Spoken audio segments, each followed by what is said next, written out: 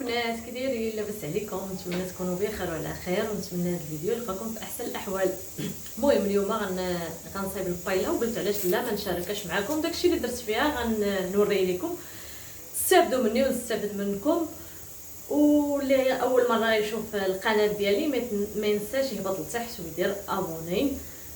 وهانتوما معايا انا غندير المقادير، غنطيب وغندير اونطون المقادير، وخليكم معايا. ودابا على بركه الله، اول حاجه غنبداو بها درت زيت البلديه. كديروا شويه، ما كتقلوش وما كتكثروش، حيت كتبغي شويه زيت البلديه. غنزيد عليها تقريبا واحد 3 الفصوص ديال الثوم، وغنخليهم يتقلاو شويه. كي قلت لكم انا غنبقى نطيب ونقول لكم المقادير، حيت هادو ما فيهمش مقادير مضبوطه. عينكم ميزانكم. انا هنايا غندير زلافه ديال الروز. هادو هما المقادير. درت غندير الثومه وهاد الكميه ديال الزيت اللي كاينه، ونكملوا. انا كندير ونقول لكم المقادير اللي خاصهم يداروا. كما كتشوفوا غنخلي الثومه حتى تقلى شويه. هي من الاحسن اي حاجه كديروا فيها الثومه هكا، تخليوها حتى تقلى شويه.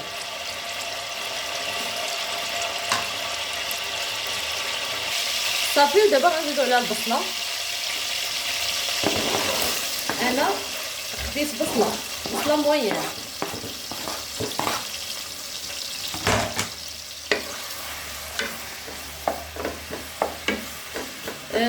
البوطه موين حتى هي، ما نجهدوهاش وما نقصوهاش.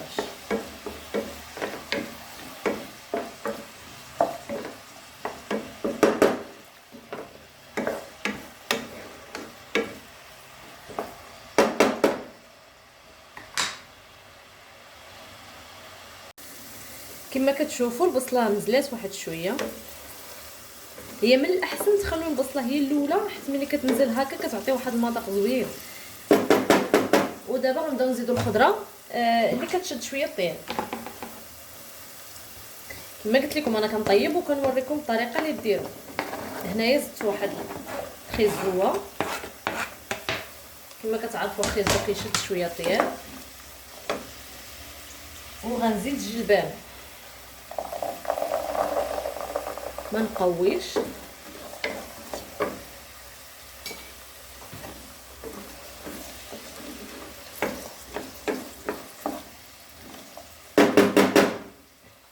وغنخليهم غنغطيها شويه ونخليهم واحد 10 دقائق، وعاد نزيد عليهم الفلفله. وهانتوما معايا كيف ما كتشوفوا داز دابا شي 10 دقائق.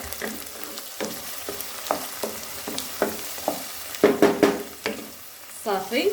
غنزيد الفلفله. هنا خديت الفلفله باش نوريكم، خضراء وصفراء وحمراء، شويه شويه غنزيدهم.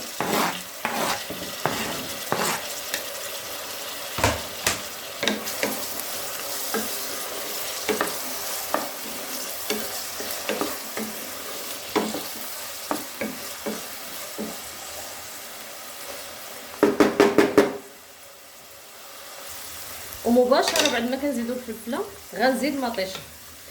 هنا درت 2 مطيشات حكيتهم. ضروري ما ديروا مطيشه هذه طبيعيه. واخا تبغوا ديروا مطيشه الحوت ديروا معاها الطبيعيه، حتى الطبيعيه كتطلق واحد المذاق زوين مع الحوت. زيدوا المطيشه ديال الحوت ماشي مشكل. انا عندي شويه مطيشه الحوت غنديرها، غنزيدها، ولكن ضروري المطيشه طبيعيه، هي اللي كتعطي واحد الحموضه في البايله.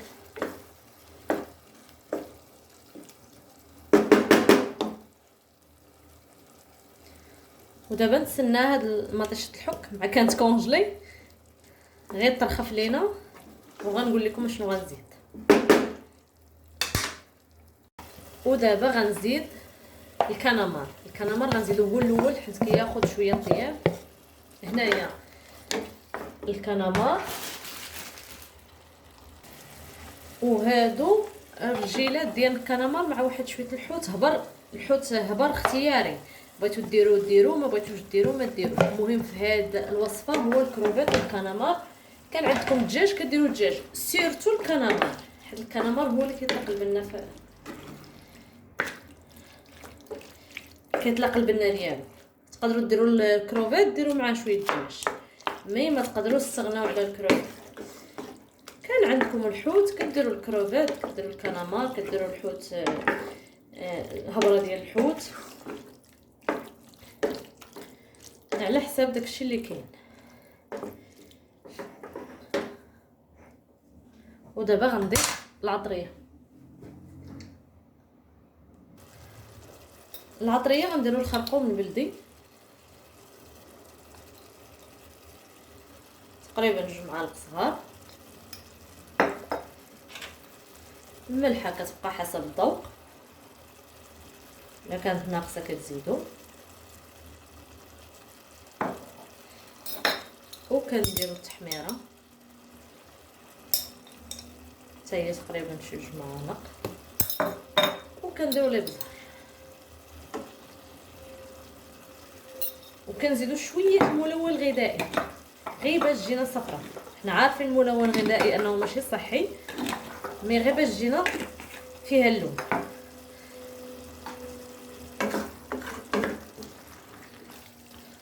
صافي وغنسد عليها ونخليها طيب. ما كتزيدوا لا ما لا حتى حاجه، كطيبي في هذا الماء اللي كتطلق الخضره.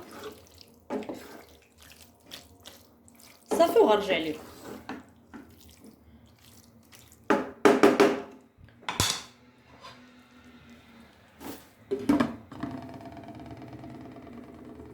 هاد الثومه كتشوفوا البنات، ما نعاودش لكم واحد الرويحه طالعه منها كتشهي.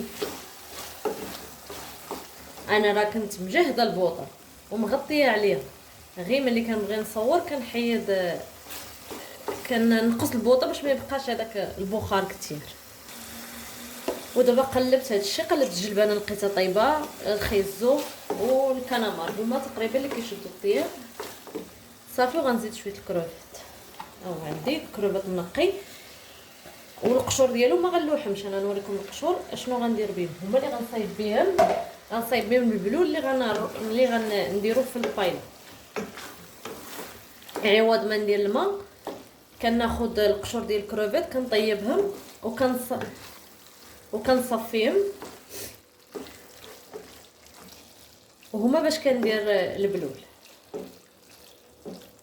صافي دابا ملي كنديروا الكروفيت ما كنخليوهاش بزاف، غير شي 5 دقائق ولا شنو هما، وغنرجع باش نقول لكم شنو غندير مازال. وكيف ما قلت لكم القشور اللي ديال الكروفيت، كي قلت لكم القشور ما كنلوحمش، درتهم مع الماء وكنخليهم يغلاو حتى كتولي هما نورمالمون راه كانوا القشور كحلين. دابا هانتوما كيولاو، المهم كتخليهم يغلاو 10 دقائق ولا شنو هما.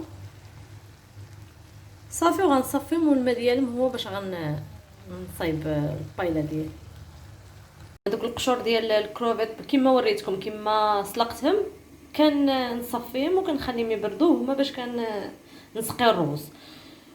وهنايا خديت زلافه ديال الروز كلاصي، انا عندي هذا النوع صفر الطويل، غسلته غنخليه يتصفى وصافي. وكيبقى عندي غير هنايا غير باش كنزين هنا الكروفيت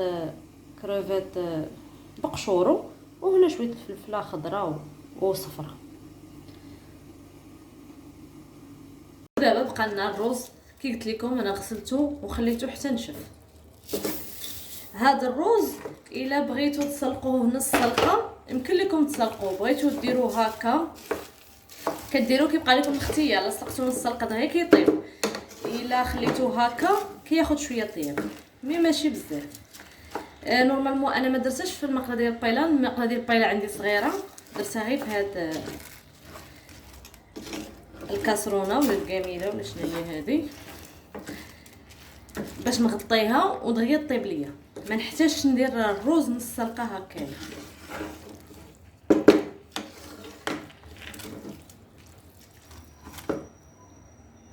هاهي الزلافه الاولى،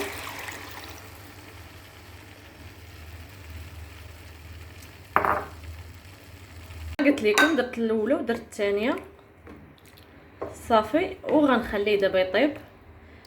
مره نحركو، ما نزينوش دابا حتى نحس بيه قرب يطيب، باش مره نبقى نحركو صافي. ومن بعد غنرجع معكم نوريكم الطريقه اللي غنزين بها، وكيبقى لكم اختيار كتزينوها باش ما بغيتو. انا غندير شويه الكروفيت والفلفله، نتوما كان عندكم البوزروك، كانت عندكم شي حاجه اخرى ديروها ماشي مشكل. ودابا بعد ما قلت تقريبا طاب ولكن باقي ما نشفش، غنزينو بشويه الفلفله والكروفيت.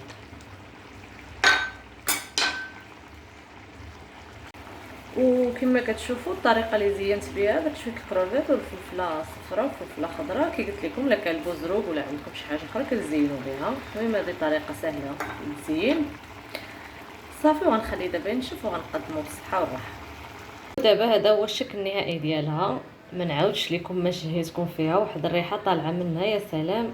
انا غنوريكم الروز حتى هو كي كيجي. الروز كيجي مفرز، بغيت نهز الروز شي الروز كيجي مفرز.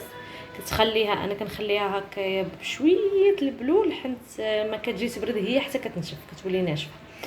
ماشي البلول بزاف مي غير شويه كما كتشوفوا معايا هانتوما. ما كتجيو تحطوها حتى كتنشف. وهذا هو الشكل النهائي. نتمنى الفيديو ينال الاعجاب ديالكم، والى فيديو مقبل ان شاء الله.